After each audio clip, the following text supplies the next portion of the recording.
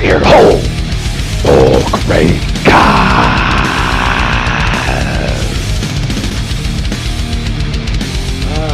Ladies and gentlemen, boys and girls, welcome to episode 75 of Those Muckrakers. I'm Pete.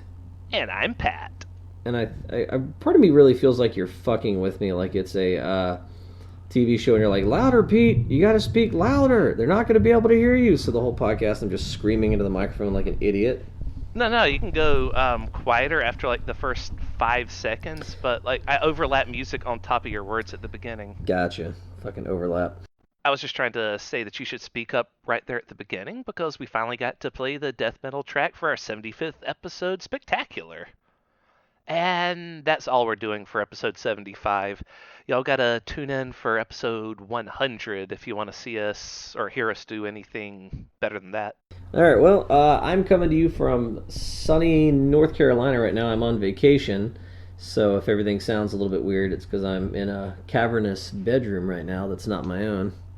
He's in the deep, dirty South now, so everything's a bit more under-sophisticated where he's from. Well, it's interesting when you get out of New York, you go, oh my God, there's space. Like, it's weird being able Right. it's weird being able to walk into a store and there's not just like 6 people up your ass all the time. And and I know this is like a Southern thing, but I'd forgotten, like, everybody's like super friendly. Yeah, I mean, it depends on where you go to and if you're white, but yeah, people are very friendly down here if you're white. Show is friendly if you're a white man. No, just everybody's just general. Everyone's, I guess they got space and time to have a conversation with you. You know what I mean? Yeah, they're not rush like they are in fancy pants New York City. It's not that everybody's in a rush. It's just everybody's. There's too many of them. The population density is such that like you have to act in a specific way, and like you don't have time at a coffee shop to like today I went to this cute little coffee shop and like there was one car in front of me. And I'm just sitting there with my window down, just waiting, and I hear like, "Hey, don't mean to make you break your neck." And I turn around, they had come out with like the order thing to take my order while the one car was in front of me. Like, God damn, that was just a level of just like, yeah, usually I'm like 5 cars deep, and I'm like, fuck. And they came out to take your order so you didn't have to wait till you got to the window. Yeah, like how fucking just cutesy Southern is that? Like. And then when I got up there, I ordered a breakfast pizza panini. It was delicious. And they were like, I put my order and they're like, oh, hey, do you want that Supreme? And I was like, what is Supreme? And it's got this and that on it. We just wanted to ask you because we just about started it without asking you. And I'm like, God damn, it's like I'm in fucking Mayberry right now. Yeah, basically you are. Yeah, you're right smack dab in the middle of. You ain't from around these parts, are you, boy? Well, Country, Mayberry was in. I believe Mayberry was in North Carolina because they always went to Raleigh, and I'm right near Raleigh, North Carolina. So. Oh, nice. All right, how far are you from Little House on the Prairie? I think that was out on the prairie, so I'm gonna assume about 900 to 1,000 miles away. So way out west. Way out west, Dixie. Yeah, so, I don't know, man, it's weird. The pace of life is different. I'm like, yeah, why have I accepted the screaming shit show that is New York for the last 6 years? I was just curious how far you were from the typhus in the water. Yeah, because there was that episode we watched when we were younger of Little House on the Prairie where, like, they told Michael Landon that, like, so-and-so's got the typhus, so he went and got his gun and ran out the door, and we're like, he doesn't know what typhus is, does he? He's gonna shoot the typhus. It's wonderful. So, still speaking of typhus, I got some great news for you. Some school news, which I would love to turn into a regular segment if we could ever remember the segments from previous episodes. Okay, sure. Florida, and this comes from Florida. I like to assume this is Florida man. A Florida principal told a parent he can't say the Holocaust is factual historical event. Really?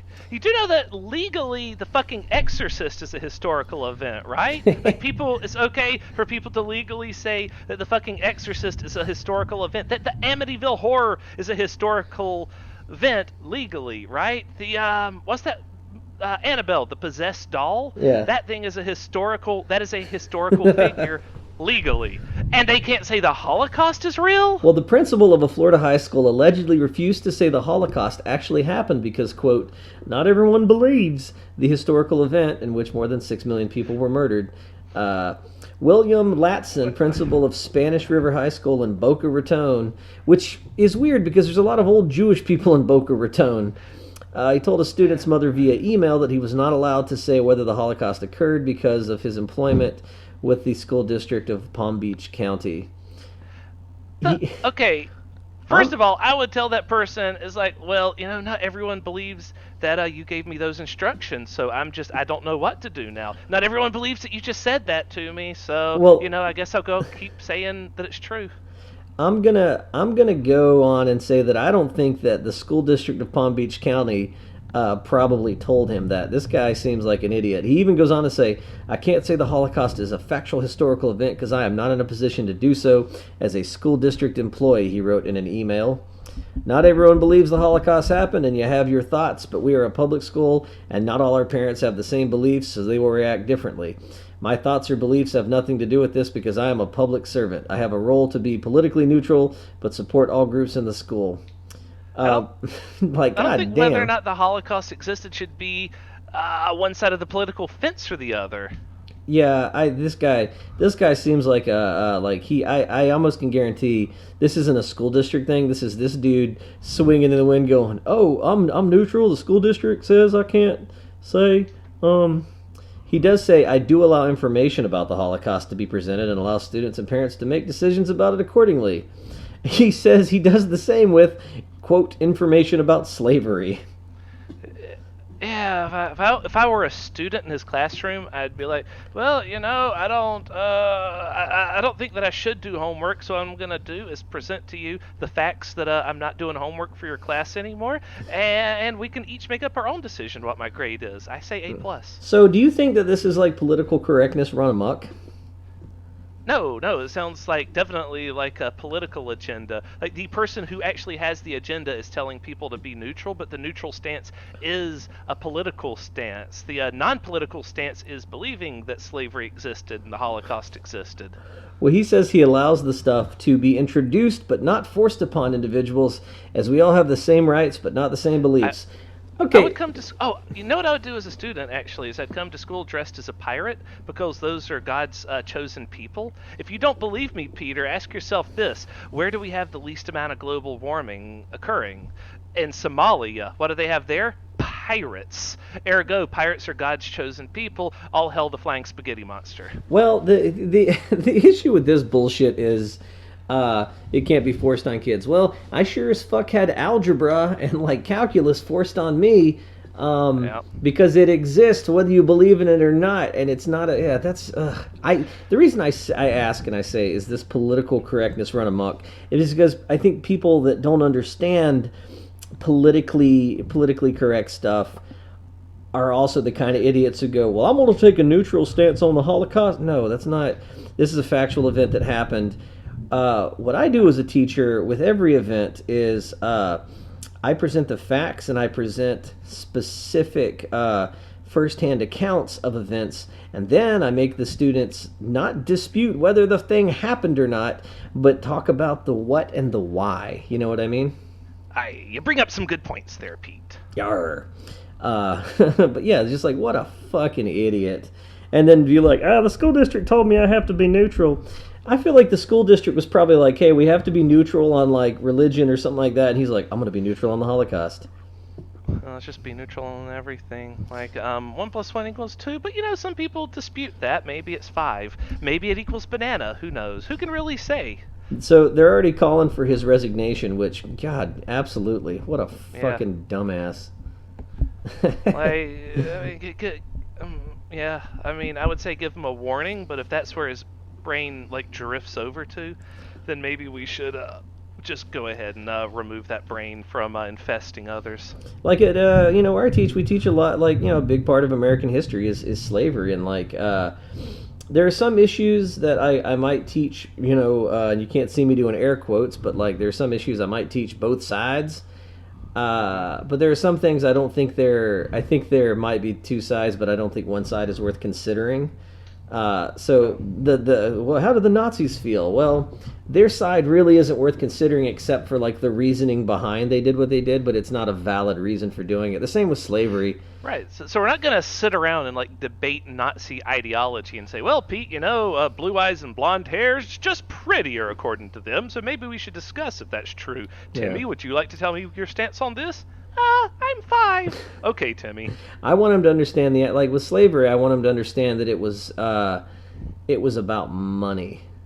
And then I also challenge him too on like we talk about cell phones and the way those are made and stuff, which are basically, all our electronics are made by slaves in other countries. And I go, if you know about the conditions that like your phones and stuff are made of, why do you continue to buy them? Just because Wow. it's cheaper and like it's easy. It's the same thing with It's the culture, right? Like you yeah. don't see the pain that went into making them. And if you throw unlimited human suffering at something, you'd be surprised At what what you you can do. done. Yeah, Exactly. you've said that so many times, and we were just talking about Jeff Bezos' fortunes. Do you know how much human suffering went behind his, what is he worth, 40 billion, 45 billion dollars? He's no, he's worth, I want to say, because I just watched John Oliver's Last Week Tonight on Yeah. the Amazon factories, and I think he's worth 11.3 That, billion. no, that's what he made last year. Oh, how much is he worth total? Right. Well, I don't know. 11 billion's what he made in 1 year, though. And oh, by the way, that 11 billion, he paid 0 in taxes on Oh, it. I'm sorry. Jeff Bezos right now is worth $159.5 billion dollars, and Yeah, there we go. that's such an astronomical amount of money that I can't even like think about like what the fuck that would be like to have that money. Yeah, I mean, first of all, think about that money in terms of M&Ms, right? How long would it take you to eat 100 billion M&Ms? If I told you I'd pay you $1 million to eat 100 billion M&Ms, if the M&Ms are free, of course, because that would be fucked up if you had to pay for them. How long would it be before your payday? I don't think you would be able to do it before you died. I mean, just in your lifespan. No, there's no fucking way. Yeah. So he has more money than he could ever spend. But yeah, it's people. So yeah, with slavery, with like the Holocaust and all that, like there's not like two equally valid sides, and it doesn't matter if somebody. If it doesn't matter at home if somebody's fucking home beliefs or they're a Holocaust denier. Fucking, I don't give a shit. Like we're gonna teach the facts in school. And that's where and also this fucking idiot, this dude's not gonna have a job in Boca Raton. Like I said, all the old Jewish people move down there when they get tired of New York. Yeah. Yeah. When they finally get tired of having 6 people up their ass when they go into the grocery store, and they just want to wait in line and have people come out and politely grant their order early. It's very nice. So speaking of fortunes, today's Dear Abby is matriarch uses inheritance to keep her family in line. Ooh, I like this. I like the sound of that. For the last 12 years, Pat, we have been traveling 7.5 hours to see my husband's grandparents. Already right there, if my grandparents live more than 7.5 hours away, the only way I'm coming down to see them is when they die. My brain like auto corrected what you said to 7.5 miles. So I'm thinking, oh, okay, so right down the road. Oh, he said hours. Yeah, that's how often have they done that? Several times a year, and then she goes No, each no, time, that's too far. each time Kelly lives 4 hours away, and I see him like every 3rd year. each time I pray it will be the last visit. Fuck that. Sorry. Like, every time he goes, he prays they'll be dead, and he doesn't have to go again. So let me go and say I love my grandparents, but god damn. Invariably, when we return home, I am sick for about a week, and it's getting worse. Sick for a week? Yeah. Oh, so like I guess they just have like old people? Wait, do old people have germs? No, they're very clean because if they have germs, then they all die. Well, at 96, Grandma isn't cleaning the house. Grandpa died 4 years ago. She lives on her own in the country. Grandma has fallen, can't cook for herself, and still drives. The closest family member lives She can't cook for herself, but she still drives. I guess to go get food. We gotta get to the country kitchen buffet. Thump, thump, thump. Was that a speed bump? Oh, I think so. Okay, thank you, voice of my dead husband. Let's just keep driving. So Grandma has always been a manipulator, and I'm tired of how she treats her family. She uses the financial inheritance for leverage. My family has things planned out in advance about what to do when someone has reached a certain age. I'm tired of Kill them. Just stop visiting her till she dies. Old people die really quickly when no one comes to see them. Like the That's loneliness. true. Yeah, loneliness kills them very quickly. Like that's a huge thing that people don't realize with nursing homes, just the death rate from boredom. Boredom is a serious affliction that will fucking kill a human, and especially the elderly. It is brutal. It is really really bad. That's why if I get to like 96 and they're gonna put me in a home, I think I'm just gonna disappear like as a homeless person and just do heroin on the street. You know? I don't know about like the rest of the story, but that is something that I know of happening because I know people who work at nursing homes, and they're always telling me about patients that just get tired of being there, so they walk out the door and no one ever sees them again. Yeah. It's not a prison. You can leave, right? If you're an old person, you can just walk out unless you're like there's something mentally wrong with you, Right. in which case they will stop you because you're not leaving on purpose at that point. But if you're mentally sound, you can go out the door anytime you want. And people have done that, and no one's ever seen them again. At the very least, at 96, I'm gonna go off into the woods and like have a little cabin or a little shed prepared. I'm just gonna live out there in nature, you know, or become a homeless person on the streets of New York doing heroin, because that seems way more fun than a nursing home, doesn't it? Yeah, yeah. Maybe not. Maybe not whenever it gets super cold, but by the time you're 96, global warming would have it being like the tropics in New York in the winter. Exactly. So I'm tired of subjecting myself to this, let alone facing Grandma's wrath. The rest of the family accepts it for what it is. They don't want to What's her upset. wrath like? Well, I don't know. I guess they don't want to upset her, so they give in and accommodate. Do I have the right to back out? Yours truly wants to run away. I can't even talk. Wants to run away.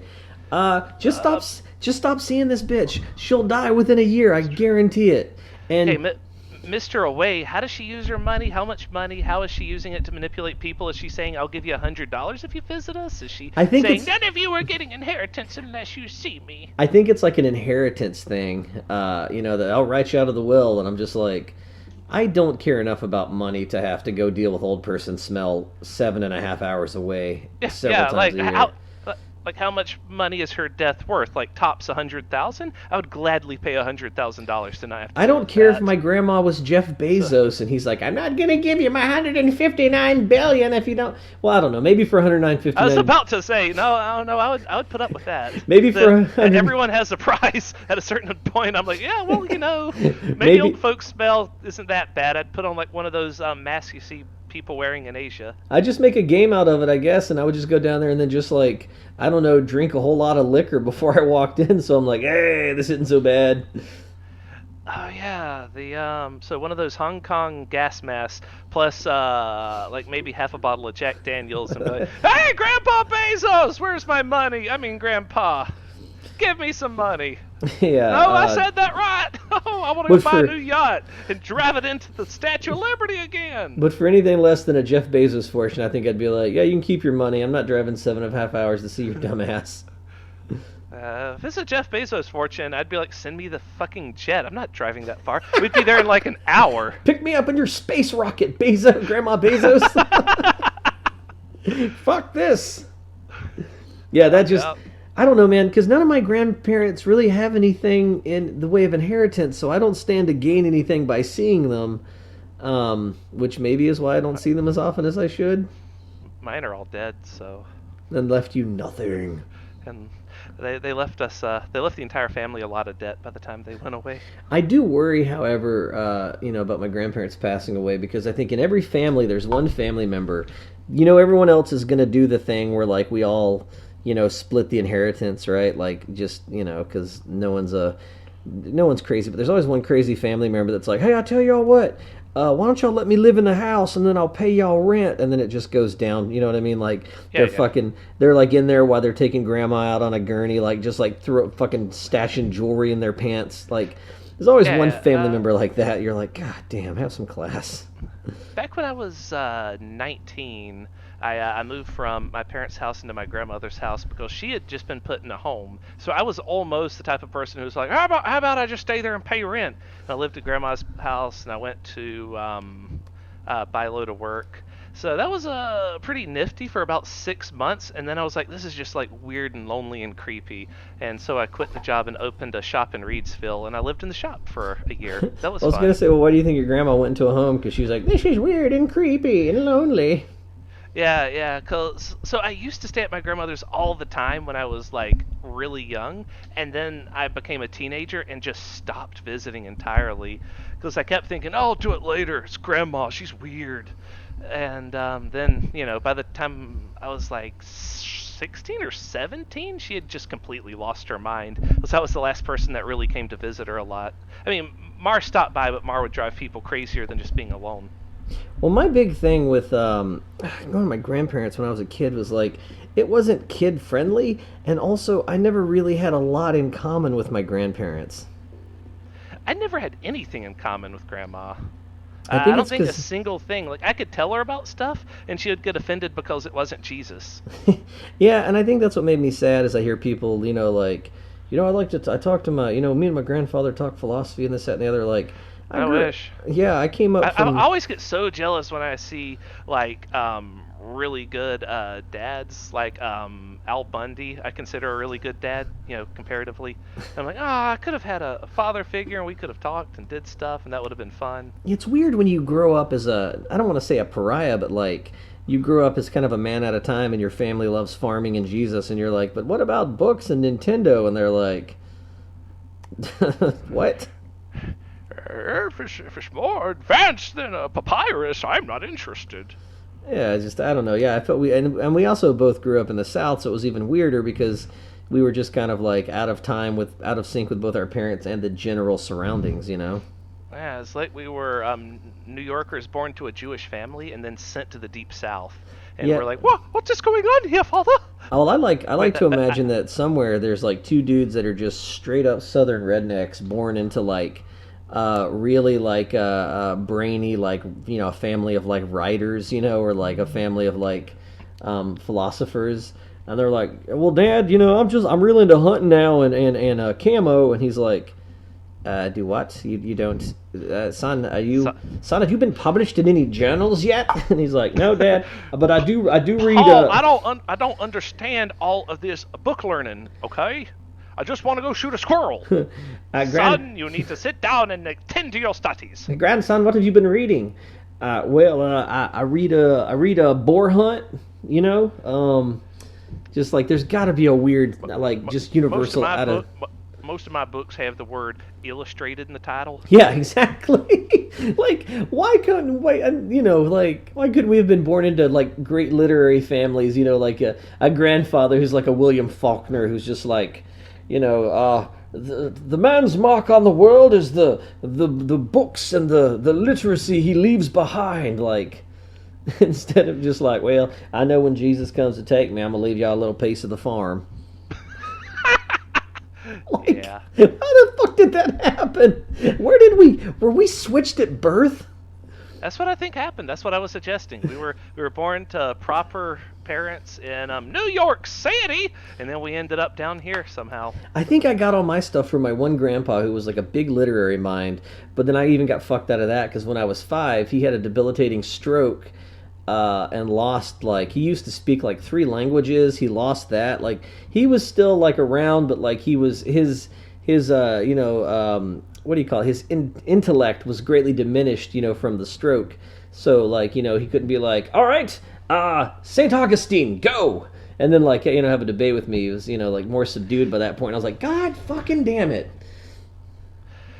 He was like, Peter, sit down, and we shall have a great literary discussion of the Divine Comedy. Twixt gladness and amaze, and sooth no will had I to... Oh, my stroke is kicking in! Peter, get me peaches! I'm drooling.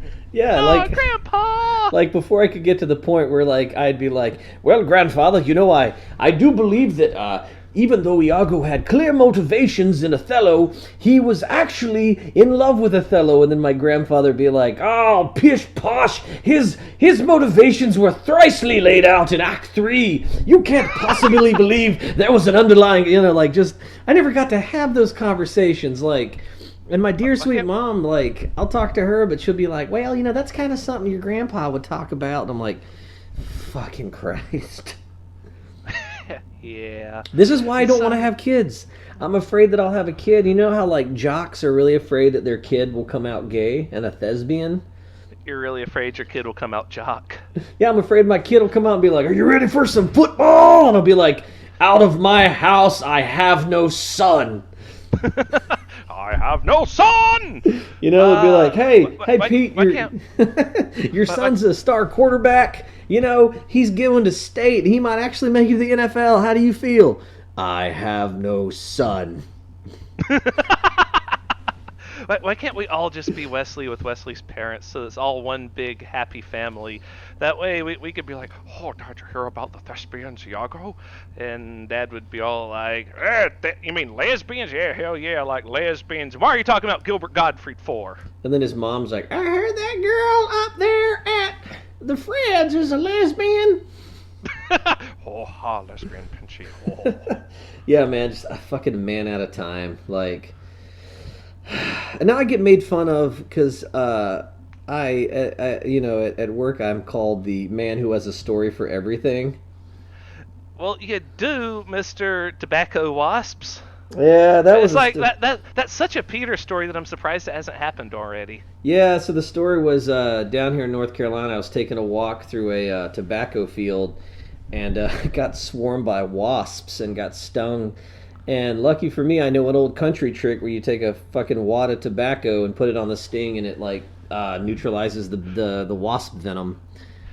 Yes, which actually brought up a separate story of a vacation Bible school where a Oh bunch of kids God, were yeah, stung by wasps. yeah. The reason And the I reason found that so horrifying, not because kids are getting stung by wasps, but because that's where you learned about the chewing tobacco. And I'm like, oh God, was someone like chewing tobacco and just spitting tobacco on the kids' stings and no one noticed? It's like, oh, that's so gross. well, when I was a kid and we were at like vacation Bible school, somebody knocked over a brick and like the wasps just flew out and stung the shit out of all the kids, and we were all like, ah! It's just like stung all over Just the a place. war zone.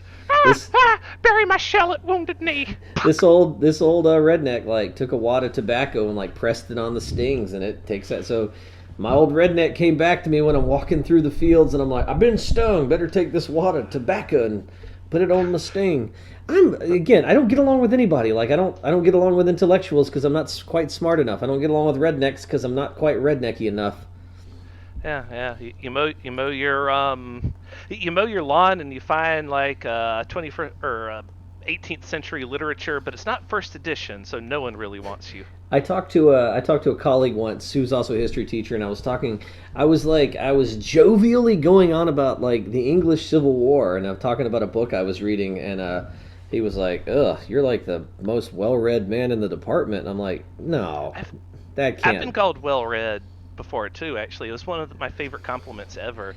Was I had a humanities teacher once who I think I was being made fun of though. well, she meant it as a compliment. She was telling me that I was very well read whenever I told her I was nervous about the final exam. But I know why she said that. It's because on like the first day of class, she was telling everyone how difficult this class is going to be, and that she understands that a lot of you are probably here and you don't want to be. What she didn't know about me though is that I had been told that this was a very world. It was like a world literature class, right? I was told that it was the hardest option, and I probably wanted to take something else. I'm like, no, I'll do that one then. You say it's hard, I want to challenge myself. It was actually a very easy class, but I digress. First day of class, she was talking about that, and she brought up what was it called? Candidites. What's that famous one? You're talking about Voltaire. Voltaire, yeah, Voltaire's Candidate. Candidate, yeah. However you say it. So she brought up Voltaire's book, and she's like, "Well, what would any of you do if we were at a formal party?" And I asked you about Voltaire's working Candidate, and I was able to like quote part of it to her because I had just finished reading that book. Actually, huge coincidence, but I had just read it, and so I quoted part of it to her, and she was like, recoiled in surprise, and then we like chatted about it for like very, very briefly, but the rest of the class was lost as what we were talking about. So yeah, I don't get to. Yeah, like I turned a woman off once. Like she wanted to date me, and we had a conversation once because we were it was another job I worked. We were work colleagues, and the conversation had strayed into ancient Rome, and I went into this story about Romulus and Remus and like the founding of Rome. And and she one of them murders the other. I forgot who killed who though. Well, the thing Romulus killed Remus, right? Yeah, that's why it's called Rome and not Reem. Ah, gotcha.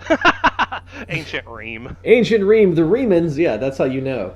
But there was this great line at the end after Romulus killed Remus, and he goes, "Thus goes to all who overtop my battlements," because they were, like in an argument. And I just Spoilers to anyone that didn't know that he killed his brother. and I really like the story. And she's like, "Well, when you start talking about ancient Rome, that's when I walk away." And like, walk the fuck away. And I'm like, I'm so lonely. Yeah, so like the woman in question in my story was like 80. So when I get to the nursing home ages and you're busy like running off to build your log cabin, I will be I will be the creme de la creme of the guy to date. Well, the problem is it's like such an eclectic weird thing. I think the stuff that we read, like we're not, But not you till know, I'm old. we're not With all the old physicists. ladies. We're not historians. We're what's the word? We're polymaths. We're what was it they called Da Vinci? He was a Renaissance man. Yeah, we're Renaissance men. Jack of all Yeah. trades, master of none, and nobody wants to hang around that dude. Yeah, we're not smart enough for the smarties, and we're not I don't know, quick enough for the quickies. I think we're not I special. was trying to like partially quote Scrooge McDuck there, but I forgot how his quote went. I think we're not specialized enough for the academics. You know what I mean? His quote is, "I'm smarter than the smarties and tougher than the toughies," or "I got here by being smarter than the smarties, tougher than the toughies." But that's like I was trying to say we're almost there, but not quite. It's not whether we're not smart. Like I said, it's just that like we're not specialized enough. You know what I mean? Like I could probably. It's almost because being specialized is boring. Once I understand something like 95, 99% well, I don't want to like put forth 20 years of in-depth study to get that last 5%, I look at knowledge like like the old country time buffet. I'm just gonna get in there and Exactly. have a little bit of everything, man. Yeah, exactly. Yeah, Like but the other people. day, I started studying how computers work, like the hardware. Yeah. As in, like how data is saved onto what do you call it, microchips? I never knew. It's like, how the fuck does the data actually stored in the computer when you turn it off? How is it not all lost because all the electronics are depowered? How is it saved? And I looked it up, and it's actually fascinating. So now I know a little bit about that. But if you handed me like a sheet of metal and a something to carve it with, and you're like, here, we'll make one, I'd be like, I don't fucking know how to do that. Yeah, all our knowledge is theoretical. We get the gist of a whole lot of things. Yeah, and it's just, and yeah, like a friend of mine told me the other day, they go, everything in your life up to this point has been written in sand, and I go, I know you're saying that in a derogatory way, but I actually kind of like that, and I think that's a good motto to live by. I have an Etch-a-Sketch brain. Shake me up and watch me forget it all. Pretty much, yeah, etch a sketch brain. Well, at least fucking go from one thing to the next. Speaking of Etch-a-Sketch brains, that's actually kind of how computers learn data. It's stored in binary code, so ones and zeros, on microscopic magnetic plates. And the smaller they can get the magnetic plates, the more data a hard drive can hold. And that's how technology's gotten better over time. Like And- how it reads it is getting more and more specialized and smaller and smaller. And as we know, they'll eventually get to a point in which they can't make the microprocessors any smaller because they'll burn out, so they'll have to move on to molecular computers, and that'll be a whole new thing. Yeah. So because they're all stored on magnetic plates, and which way the plate is flipped is the 1 or the 0. If you run a magnet over it, it actually just flips all the plates, and that's how you can corrupt and destroy data by running a magnet over a hard drive. Nice. So that's why that happens the way it does. Well, But speaking of, magnets only destroy magnetic data storage. There's several other types of data storage that doesn't work on, but we'll move away from this. People aren't tuning in to those tech rakers. well, speaking of tech, I don't have a segue for this. Dear Amy, they write, I have an adult, I have an adult son, a college-age son, and a teenage daughter. I've been divorced for 11 years. I'm finding that although my daughter still has 3 years of high school left, I'm worn out with parenting. Although it's not an option, I feel like I could just skip this stage completely. Let me go ahead and stop you right there. You can. It's a fucking teenager. And they ask, what can 3 I do years to... of high school left, so they're like, what, 14, 15? Something I guess like that. 14. What can I do to reignite my passion for parenting? It doesn't help that my daughter's going through a mouthy teenage stage that can be very difficult to deal with. Fuck it. You're in the end game. Yeah. All you have to do is survive at this point. Fuck them, dude. Like, 3 Yeah, years like- of high school left? Shit. You teach them everything before they become an asshole, right? Like after they're a teenager, at that point you're just like keep telling them not to do drugs and hope that they don't. They probably will. If you really try to enforce the point, they're gonna definitely do it then. So what you do is just let them keep living in your house. Try not to take it personal when they say they hate you, and that's it, right? Fuck Like just it. feed them for another couple years and send them on their way. Send them off to live with their 96-year-old grandma. Who gives a shit? Send her to a high school 7 hours away to live with grandma. I just like to imagine, because look, I teach teenagers. They're very difficult. I don't want to raise teenagers. I can't imagine if I'd already had two other teenagers and then send them to live with their fucking brother. I don't know. Fuck them. Like, they're teenagers. They'll figure it out. I was telling Peter earlier, because he was saying he didn't want to have kids. I'm saying I personally really, really, really want to have twins. Like, I don't care. I didn't know that you wanted kids. I didn't know you were looking to start a little family. Yes, absolutely. Oh God, if a woman showed up right now, total fucking stranger, and she's like, "Hey, let's start a family. I'll bear your children." I'd be like, "All right, I don't know you, but okay." That's weird. Let's go for it. We've known each other for years, and it never came up that like you're like, "I'd like to be a family man," and I'm like, "I'd rather get the fucking dick plague."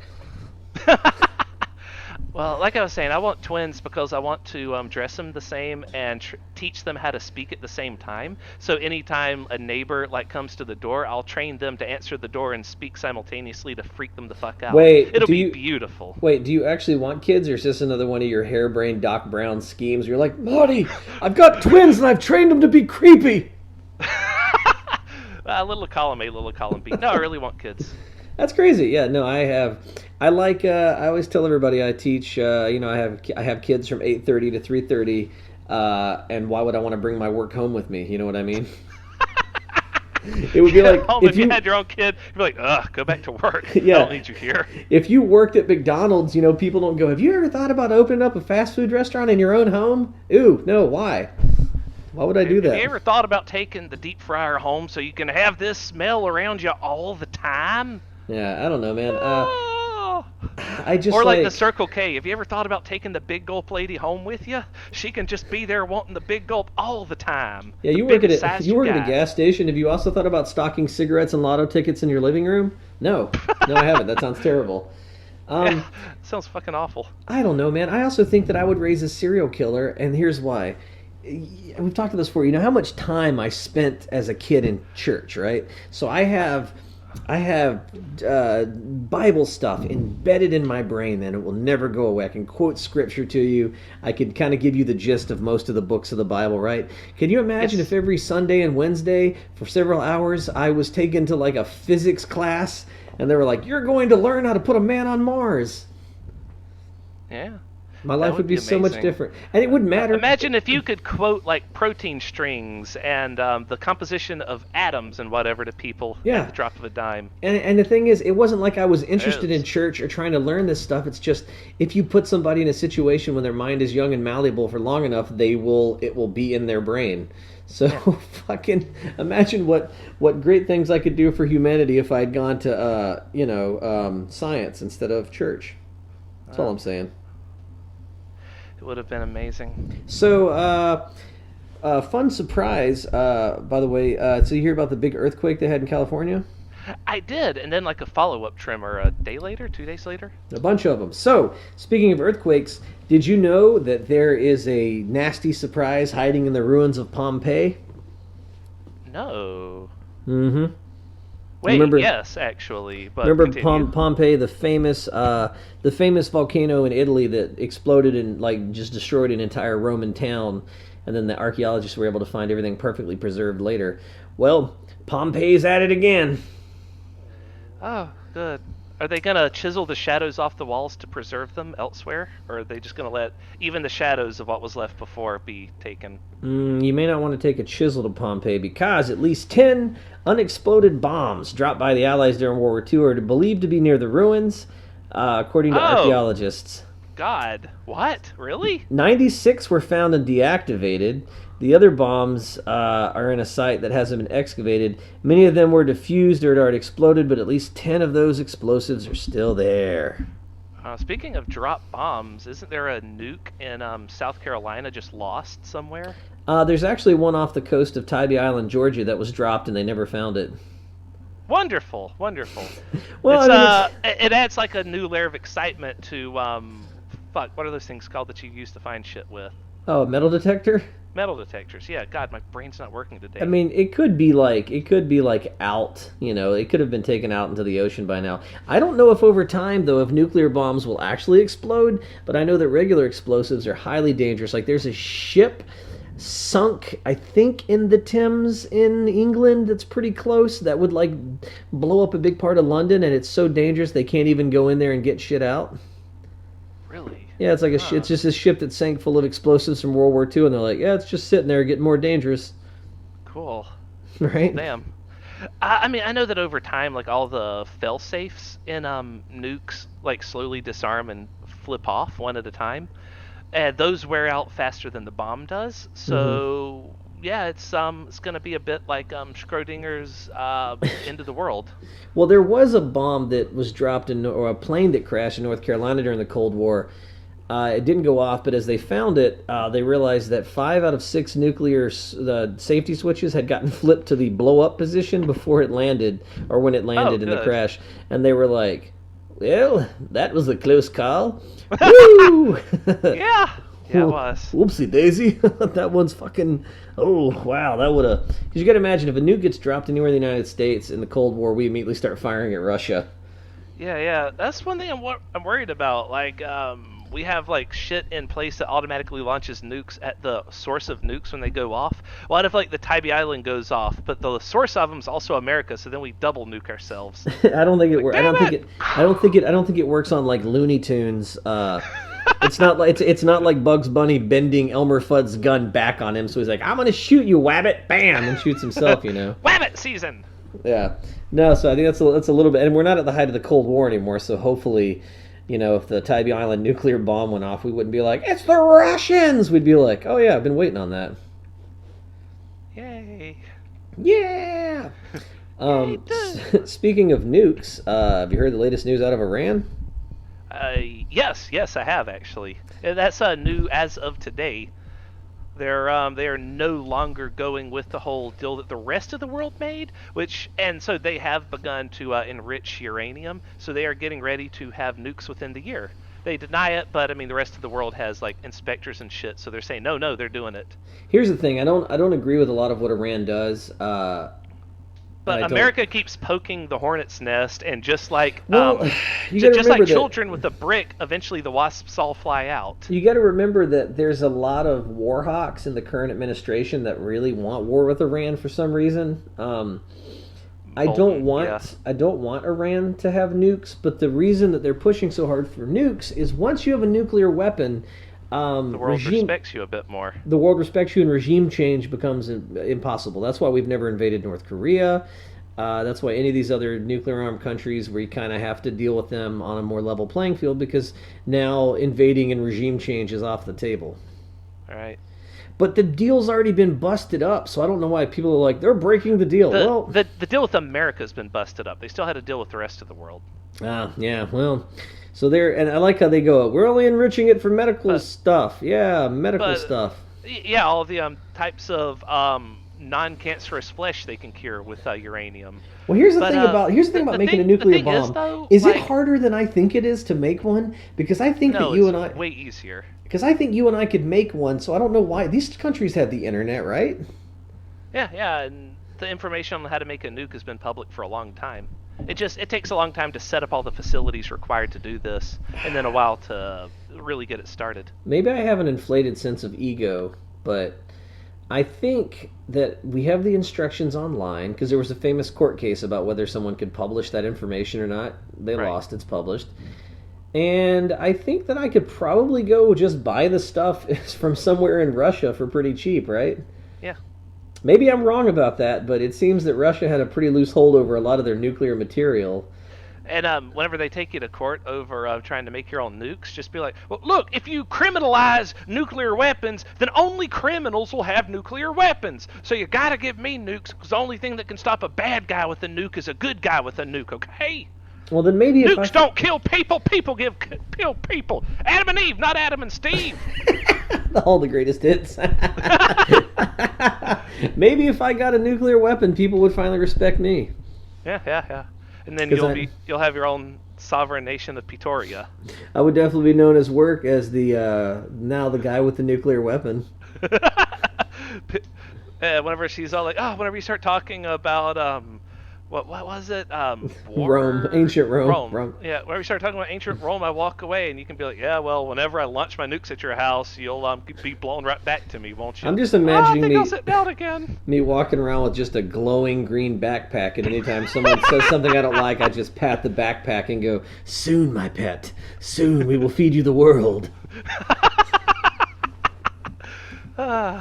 Your back, which grows larger and larger as the tumor increases in size. There was a really cool story of a guy, and I think it was in Russia, that tried to steal a part of a plutonium rod, and he put it under his shirt. And I guess while he was doing his dip, dive, duck, and dodge to get out of whatever, and the plutonium rod just slowly burned through his fucking stomach and killed him.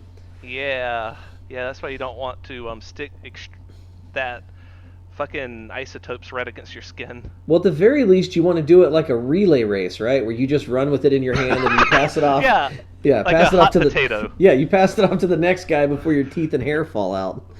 Yeah, hot potato, ho! Yeah. A relay race with a plutonium rod. Hey, man, that would be, I guarantee you, that would be the fastest. You'd see some world-breaking speeds on that because no one wants to hold it more than 5 seconds. Yeah, or just everything falls off. Ah! It was kind of a weird. Was it the Steinbeck story, or there's a famous story called the Black Pearl, where there was a guy found a really worthwhile pearl and the whole village became jealous and it ruined his life. I guess it was kind of like that, except it just ruined one life, and I don't know. Also, how are you going to sell that? You're just going to walk into you put on Craigslist. You're going to go to a pawn shop and be like, "Hey, you want this plutonium?" Today on Pawn Stars. Yeah, it's enriched plutonium. It's it got rid of all my cavities and teeth and gums and eyes. Where are you? I can't see. Let me get my. I'm gonna have to call my guy in here. You okay for that? We have an expert on radiation. I got a plutonium guy. Oh, Pawn Stars. I love that show because a lot of times people will bring in clearly bullshit stuff, and he still brings in the expert. There was a guy that was like, I have the wanted poster for John Wilkes Booth, and you look at this poster and you go, there's no fucking way this is from 1865. There's the printed Hollywood stamp on it. And then they were like, yeah, this is definitely not the original, and it's definitely a fourth generation reprint. The guy was like, what? And I was like, dude, look at it. Does it look like it's from 1865? It looks younger than my grandmother, and she's from 1932. I have the gun here that shot Alexander Hamilton. What is it worth? Yeah, there's a lot of that too, where it's that gun is clearly not that old. Or, well, that's why I love Antiques Roadshow, because Pawn Stars is stupid and it's fake. Antiques Roadshow is cosmic justice in action. Yeah. Because people will bring in dumb bullshit to Antiques Roadshow, and they'll just be like, this is worth nothing. And then a sweet old lady will be like, I brought in a handkerchief that my husband used to have. And they're like, that's worth $3 billion. Oh, goody, I'll buy a new coffee maker. So what's this worth here? Well, let's see here. This is a 1983 What's Happening plate. It's worth about $2. Oh, okay, I'll take it. What? I'll take the $2. No, we're only appraising it. We don't buy it from you. And, It really is. That show should just be called The Sword in the Stone, because you get in that show you get what you deserve, and you deserve what you get. It's my favorite, because it's always the people that aren't pretentious and they're not schemers and scammers. They're just yeah, we just kind of like to maybe put some money aside for our kids to go to college and maybe open an orphanage. And my dad had a spoon collection, and they're like, this spoon collection is from the Byzantine Empire. It's worth $300 million. And they're like, oh, good. It's always like that. I love it. Yeah. I want to write my own Sword in the Stone story where a giant brute shows up, and he can't pull the sword from the stone, but he can just lift the stone up with the sword. Yeah. And then he just has a giant mace, and he just walks around clubbing people with it and saying, I am king now, smash! Anybody ever think about just chiseling around the stone? Maybe just taking a hammer to the stone itself? Yeah, that's what I'd do. I am Arthur now! I'm Arthur fucking... the hammer! I'm Arthur Pendragon, whether you like it or not, bitches. Arthur, the Hammersmith's son.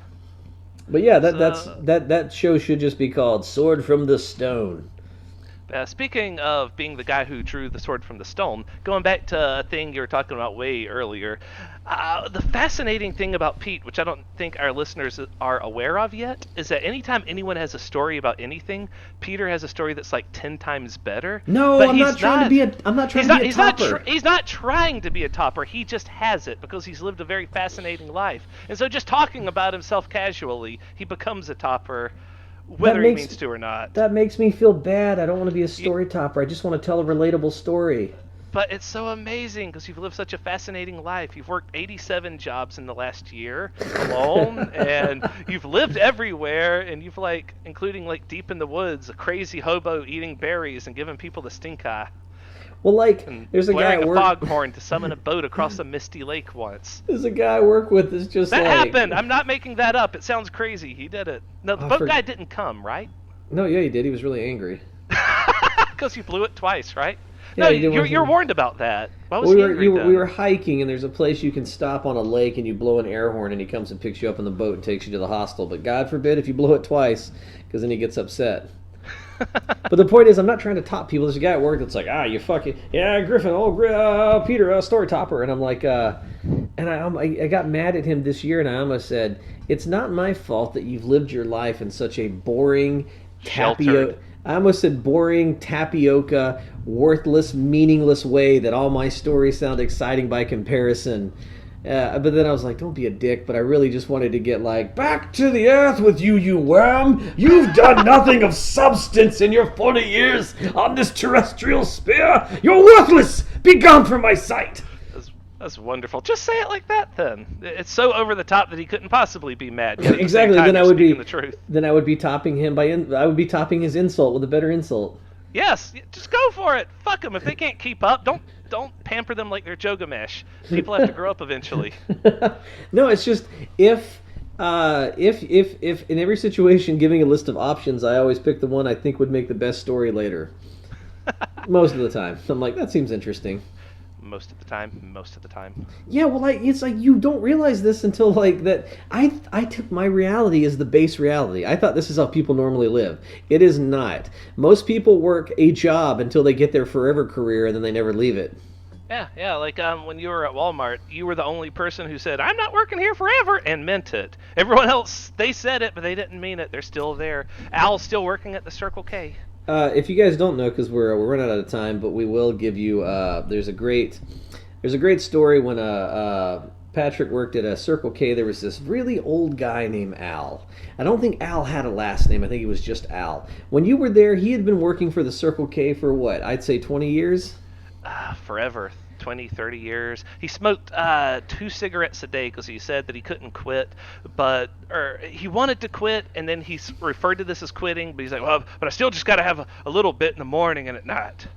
And so Al worked there forever. Al was either an android or working a menial job forever had just scooped out his humanity. Like Al was just a stoic gas station clerk with a mustache. Pat worked with him for a while, and then years later, I went to a different Circle K, and who was behind the counter but Al? Yep. I Because don't the wanna Circle be- K I worked at was torn down to put up a road, a highway. Yeah, a highway extension. Yeah, but the thing is, I don't want to be Al. Yeah. God, I would just be homeless doing heroin before that. Al is terrifying to me. That just like, That yeah, could you know, happen. you could get a minimum wage job and then just work there forever. Yeah, and that is a good reason not to have kids, because as long as you don't have kids, you can take a risk and just leave it all behind and go elsewhere. But if Well, you I have mean- a family you have to take care of, well, it's like, fuck it, you live for them now. You have to keep the steady stream of currency coming in. You can't take any risks. Well, you don't have to take care of them. You can leave them. It's done all the time. It's just frowned upon in certain circles. You absolutely can't abandon your family and be like, fuck you guys and the Circle K. I'm out. Like, Yeah. deuces. Figure it out along the way. But yeah, most people, like, they've worked a very few jobs and they've settled into a career. When I quit the fire department, I went to my captain and I go, hey Cap, listen, I'm getting ready to quit. So what's the process like? And he goes, you know what? I don't know. I've never seen anybody quit before. Yeah, Peter had this amazing, perfect job and decided just to take off, because all he did for a living was just sit around and prank other people all day. I mean, it wasn't. It was a fire department. It's got its ups and downs, but It's Station 5. You were there for no, 24 hours at a I was time. not at Station 5. Really? Station 5 was like the action station. The like no, I was way up in the teens. I was out there in the middle of nowhere in a trailer I, waiting for stuff to be built, then burned I, down. I remember that because I remember you just saying that like nothing ever happened, so you just like sat around half asleep with a pudding on your stomach and injecting what was it, cornstarch into biscuits? I don't remember. Hot sauce into biscuits. Yeah, no, So it's I just was at playing pranks all the time. It was I moved fun. around to a couple of different stations, but my main point was like fire department was fun while I was in college, but then I just got to an age where I was like, It's his college job, people. He was a firefighter is his college job. Most people are working like McDonald's for their college job or being a stripper. well, I realized that for a while I was working at Walmart when I kind of begun my college career, and I just remember I had this weird poetic thought when I'm walking around Walmart, and I go, this job is stealing my youth. So Yeah. I started just kind of work. I was taking risks at Walmart you shouldn't take. Like I was on the way up, like standing on like the top shelves, like wrestling patio sets and stuff with no safety. When I had to do something with a ladder, instead of getting down and moving it, I would just jump the ladder sideways until I got where I was going. A lot of people do that But I just did it because professionally whenever they don't work I with just insurance or with a I camera on just them. did it. I just did it because I needed some risks. I needed a job that didn't feel like someone putting a pillow full of ether over my face. And what else?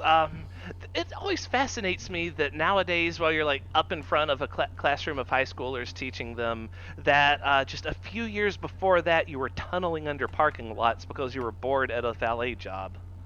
Yeah, well, I didn't finish that tunnel. I just started taking bricks out of a place that. Yeah, I forgot He all was about that. digging a tunnel under a parking lot. That he I did that was because he was bored. bored. That's so amazing. It was That's a boring. astonishing. It was a boring job, but yeah. So I That didn't would be realize. fascinating to anyone except for you, who's like, yeah, well, I did it. That was my summer job. I built a tunnel I before I went just. off to be a lifeguard and fight someone under a bridge. I forgot. We'll have to do a whole side episode where it's just like. Our, There's a video out there of Peter fighting someone, then tripping over a brick, and then grabbing the guy by the balls. It's amazing. well, I don't think it's online anymore, but yeah, I forgot. I I haven't forgot been able that. to find it lately, but Yeah, I think they took it down, but yeah, I oh, was a lifeguard and got fired for fighting another lifeguard. you weren't fired for that, were you? Yeah. Well, I got fired previously because I tried to start the fight at the beach. I showed up and tried to fight him, and we got broke up. Ah, that's too bad. Yeah. Anyway, point being, I didn't realize this was not everybody's base reality. Uh, I didn't know. I thought everyone just fought lifeguards. apparently, other people are a lot tamer than I am. Is he gonna fight the typhus? I blame my parents for raising me in a southern Georgia town where like nothing ever happens.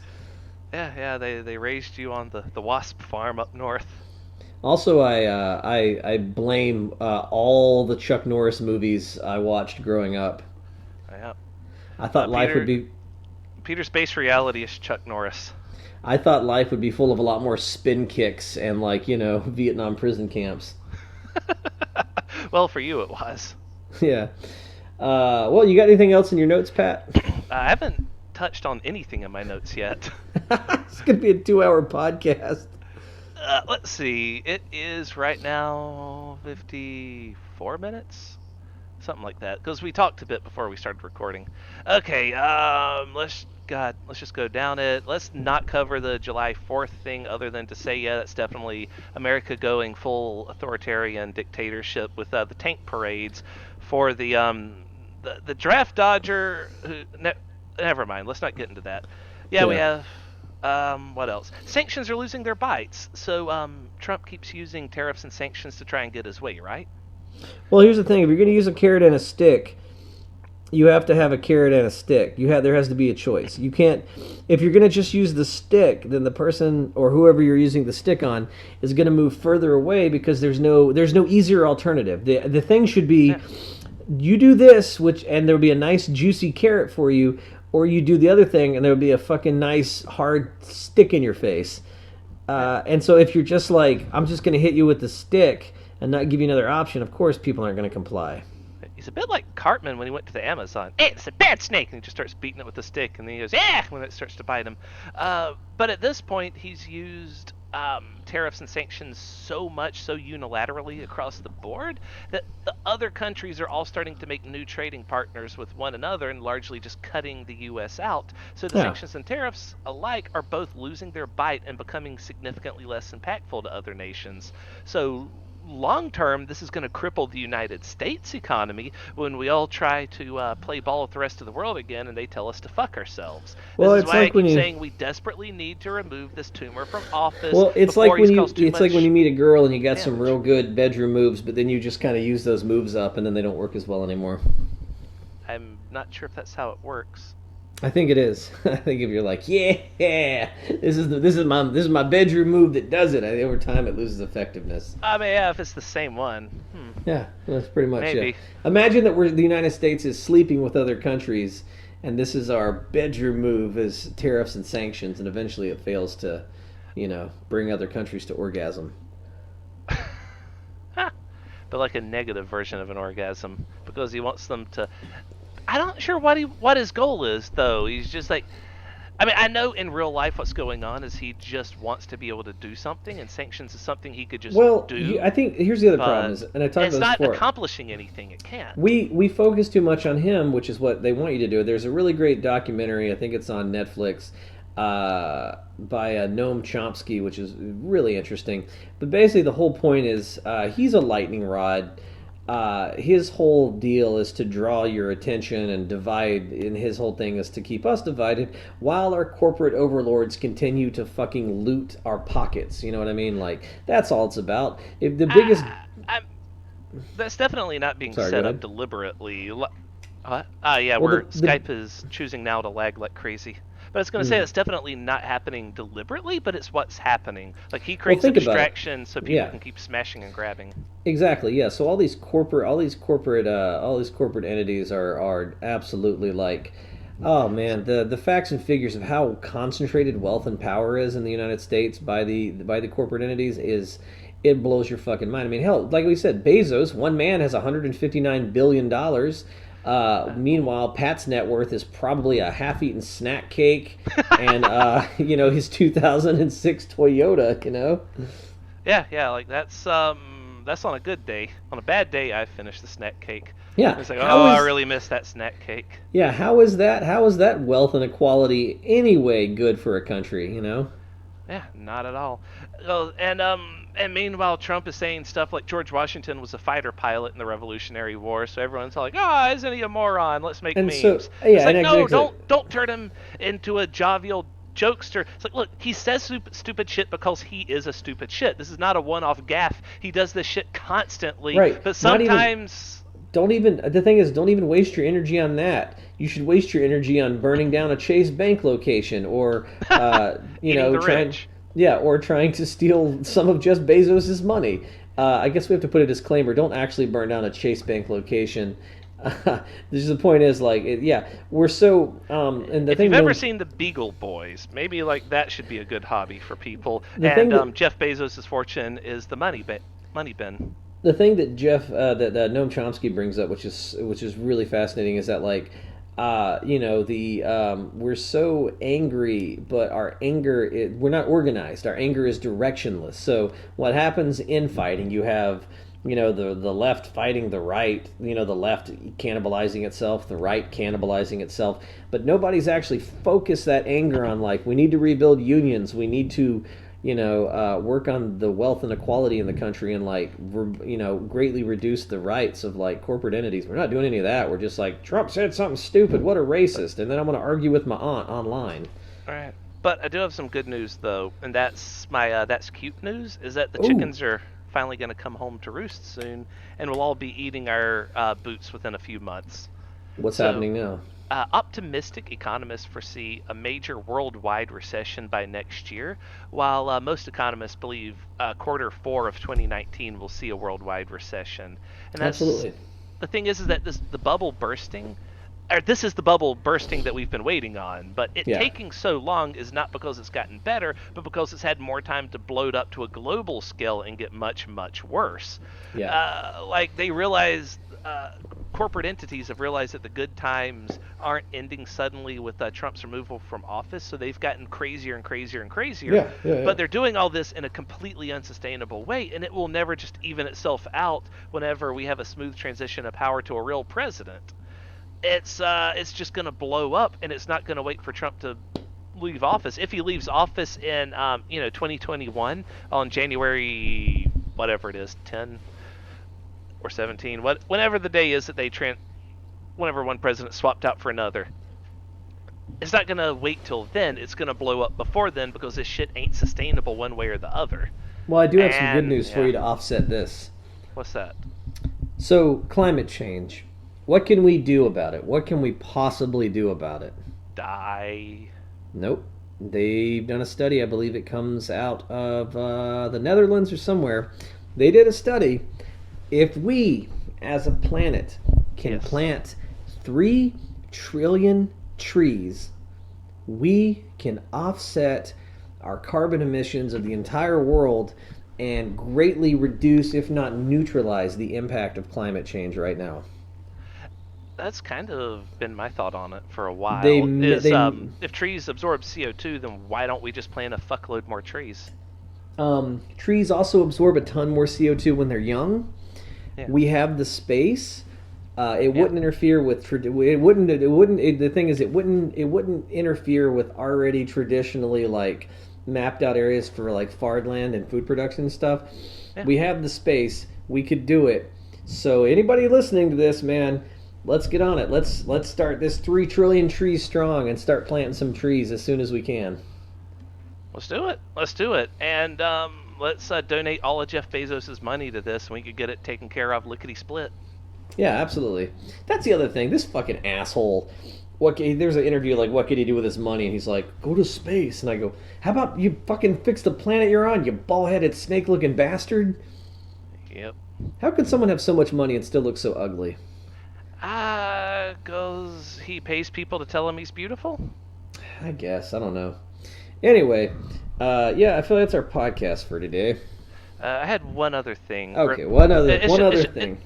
It's just the Supreme Court decided to throw out the super racist citizenship question, and I think we've talked about that before. But the funny part is, or the rest of the story is that Trump had a legal team pushing really, really hard to make sure that question get asked. And so whenever it was thrown out by the SCOTUS, he got pissed and fired everybody on that legal team.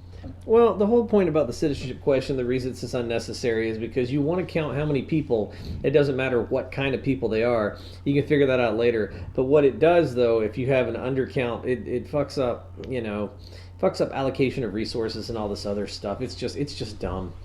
But yeah, at least so the Supreme Court kind of failed us on gerrymandering, but at least they, they're like a broken clock. They're right twice a day, I guess. Maybe, but I really wish we had a functioning Supreme Court, which we would if the person who won the presidency was the president, but alas, we're now a Russian puppet state. 3 trillion trees. 3 trillion trees, Pat. Maybe. I don't know. Skype's cutting you out again. Let's just wrap it up so that we can all sit around and feel miserable that the world's going All right, to guys. hell. Remember, get out there, plant them trees. Plant them trees! Plant them trees! Plant them trees! Oh, That's actually a really good political stance. Maybe we could build a bunch of trees along the wall, along the border. Oh, you're right. Build them trees! Build them tall! the trees just got 10 feet taller, okay, folks? Every year of my desert presidency, trees, the the trees pine I trees. built have all grown taller, okay? Yeah, absolutely. So let's change build that wall to like plant those trees. Plant those trees.